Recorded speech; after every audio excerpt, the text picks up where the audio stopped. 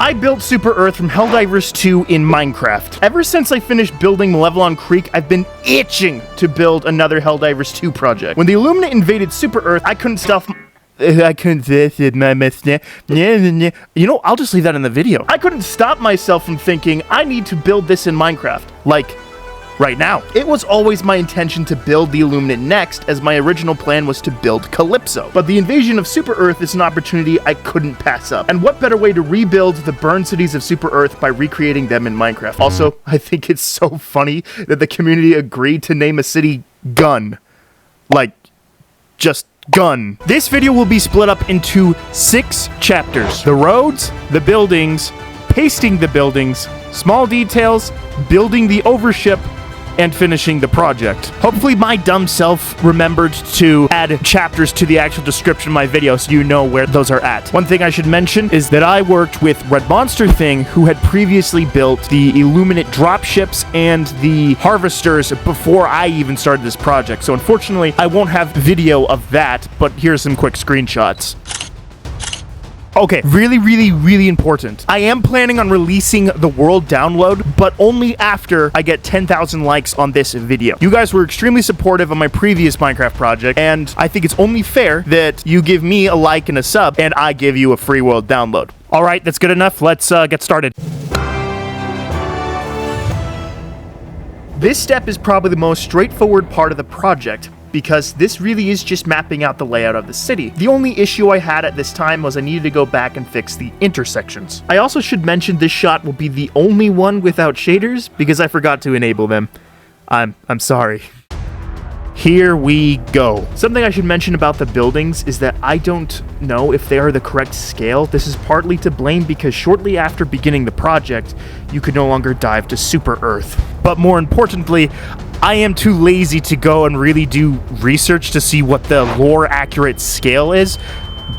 Please don't flame me for that. I really don't want to deal with that. Something that's also important to recognize is Super Earth and other megacities generally have the same buildings copied and pasted. This makes my job way easier while making this project because I basically only need to build one city block and then copy and paste different buildings and rearrange them. So just to clarify, I'm not being lazy if you see the same building over and over again, because Arrowhead does it too. I also need to clarify, none of these buildings will have interiors because, again, Arrowhead didn't make interiors, so I don't even know what they would look like. This particular building that I'm working on may as well be the most unique building in the entire city, mainly because of its angle. It's kind of has that weird overhang thing at the top, and it kind of sticks back a little bit at the bottom.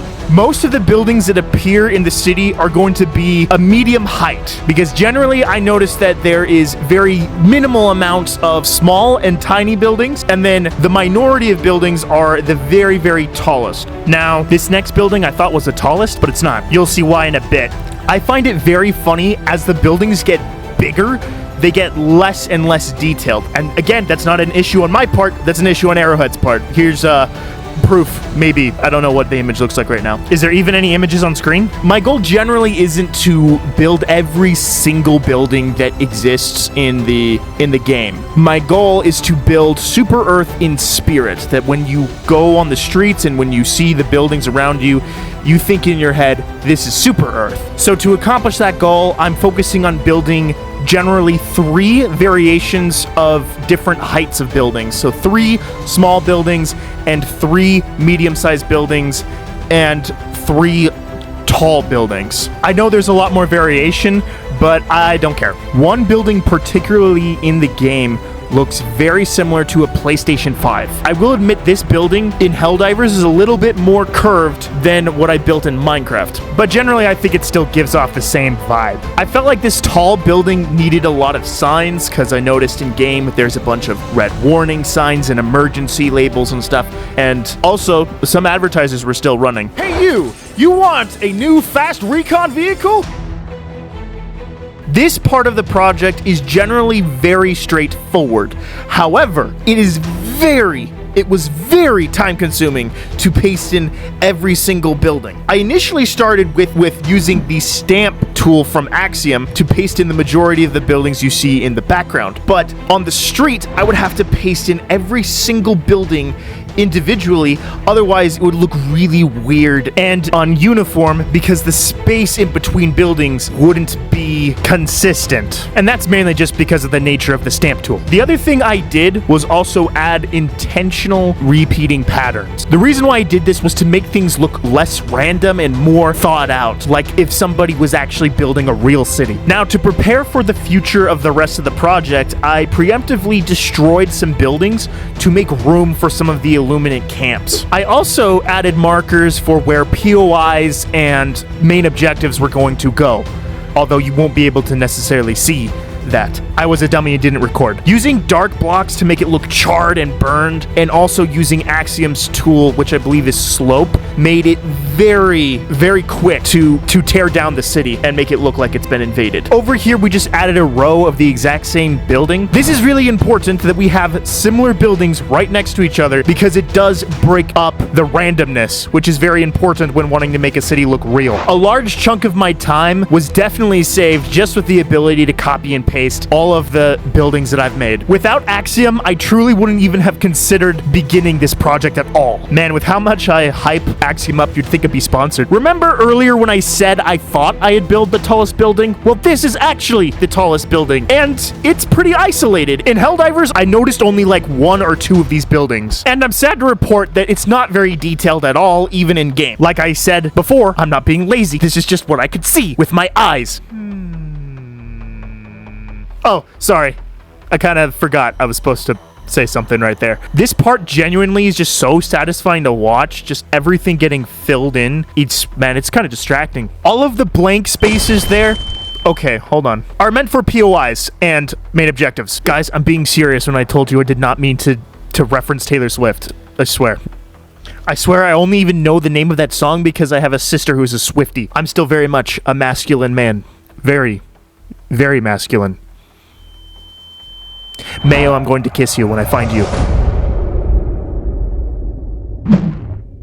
The first small detail I wanted to do was street lamps. However, later I would come back and completely replace these, as these first drafts don't really look that great overall. The very annoying part of this is that I didn't internalize I didn't like these until I pasted every single one in. Meaning later, I would have to remove an entire city's worth of street lamps. For now, I decided to just move on to other details. Guys, I'm not even kidding. When I stand still right there, I am sitting there for hours. I must have left and watched a movie or something, but there legitimately is footage of me just sitting there for hours at end. And so, lesson of the day, don't record when you're doing something else. With Super Earth in particular, there is not as much POIs as on a regular mission. There's really only 3 different varieties, especially for the Illuminate. One of them is the radio station, which is what I'm building here. Right across from the radio tower is Extraction. Later I would come back and change a small thing with Extraction, that is there's a custom building next to it, and I wanted to add that. I should also mention I'm not adding everything to every POI right now.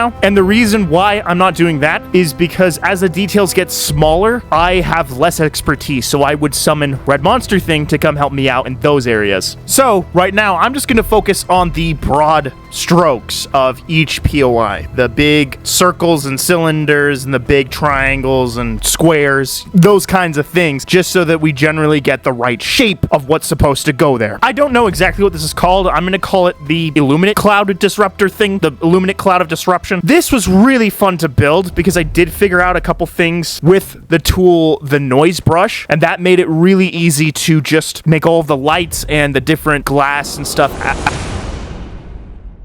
Hey, I didn't finish. Building the Overship was a team project. Me and Red Monster Thing decided that I would be doing the overall shaping and the big strokes again, and if necessary, Red Monster Thing was to build the small details. In the meantime, what he would be doing is building the Illuminate normal ships, while I just kind of work on the shape a little bit more. This particular ship was really challenging for me because I have a hard time with organic shapes. Said every single Minecraft builder. builder. But another issue was that it's also hard to build stuff like this at scale and make it look good. This was one of the bigger projects I've ever done, and it was just kind of hard to eyeball all of it and still make it look like the reference picture. One thing I also should probably mention is that because I've been eyeballing this, it is definitely 100% not to scale. Like, I didn't even check. I just wanted to make it look good. The other concern was if we were to make it really, really big, it might not even fit in the city because of the world height limit. And I don't have a mod that changes that yet. In hindsight, I really should have just made it a little bit bigger, but ultimately, I think it gets the job done. Overall, this was a really fun part of the project for me because it felt really cool to see something come to life that I wasn't confident building at first. With the Overship pasted in, everything was coming together really, really quickly. One of the steps that you can see, maybe not very clearly, but we are pasting in cars, replacing the lamps, and adding the street lights and the overseers and harvesters. We are in the final stretch. Pretty much everything after this is basically just small details, but we still have some POIs and Leviathans left to build. At this point in the project, some of you may remember watching some of this on stream. If there are some of you who haven't, you can go check out my full VOD in my live section, and you can see kind of the real-time experience and mentality that I had when building this kind of stuff. It was also very interesting for me to build the main objective here at an angle. For the few people who are wondering why I procrastinated this video so long, this is the reason why. It's the Leviathan. For the longest time, I couldn't figure out how to do this that well, and I think that's mainly just out of anxiety and not really a skill issue. One of the reasons this was so hard for me was because it's very organic and very flowy and gentle slopes and stuff that are hard to do in Minecraft. But when Red Monster Thing came and helped with the project, he did a lot of the shaping really, really well, which I'm very, very thankful for. One thing that made this easier was the fact that we only built one side. That way, when we finished one side, we could just flip it, and it saved us so much time. We did have to go back and redo some of this mainly because of an accident. One of us accidentally controlled Z or something, and there was something that made it so we couldn't really undo a certain mistake, so we had to re-add details that we had before. But ultimately, we got there in the end, and I think this looks the most accurate out of everything here that I've built. Kinda wish I made one that was turning. We are on the final step. The final step is adding the rest of the POIs. This one in particular is the monolith looking thing, I guess. No, it's not the monolith, because the monolith is that's a main objective, I'm pretty sure. So this is like a disruptor tower thing, but for the Illuminate, which is, I need to know exactly what that's called. That'd be very good for the video, but I don't know which one it is. Anyways, what else has been going on? I guess I built an entire car while I said that. I almost forgot to build the Stingray until I believe a viewer told me that it even existed, which is a nice little fun fact. After building the Stingray, I would go on to add some explosions and some beacons to give the illusion that something is actively happening. With this done, this marks the end of the project. Wait, hold on. Wrong time lapse. Here, let me just, give me a second. All right.